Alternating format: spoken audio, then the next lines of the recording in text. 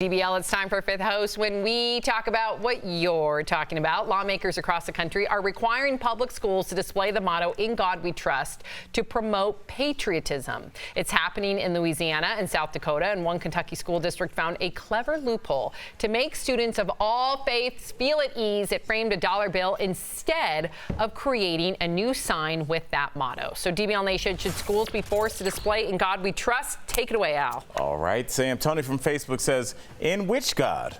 Will there be a shrine to every God in school, or will there be none after my question? Wow, Tony, coming with it early on a Thursday. I appreciate you. Yes, there's a lot of different gods, and people have patterned their lives and patterned their families' lives after that God, and they take that very seriously. So I do think when we say "In God We Trust," we need to be cognizant of which God we're talking about, and cognizant of the fact that some people don't believe in God at all, and make sure that all those people can go to school and learn and feel comfortable.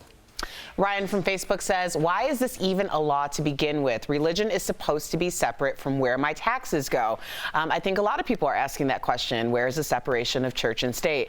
Really, the most conversations that I have about religion in this day and age, people are talking. Yourself yes, 20 years by saying I did. That. I absolutely did. But the majority of conversations have more to do with the idea of people having a universal belief in a higher power.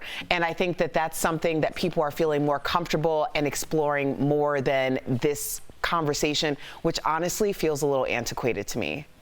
Tina from Facebook says, I'm all for it in the wake of all these mass shootings. Well, Tina, I'm for it too, but you know, if people want to put up a stink, take it down. If you like it, put it up. I don't care anymore. You know what I mean? If the teacher has a menorah in there and she's Jewish, hey, good for you. I'm not going to drag my kid out by his leg and go to the board and start complaining about it. Get over it. We need more parents like Jeff in the PTA. My God, find something else to complain about.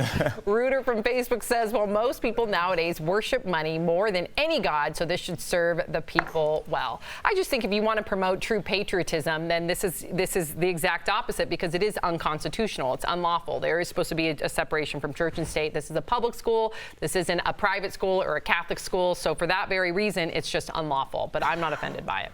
All right, Sammy. Zach from Facebook says, I believe in the complete separation of church and state because I trust in God, but I distrust the government. Did Jeff write this? I know. I don't want people pulling strings to use my convictions to influence me against my will. Zach, Feels I love controlling. that. That's exactly right. And I think, Zach, you hit it right on the head. It's like, yo, you're God, and that's a yo.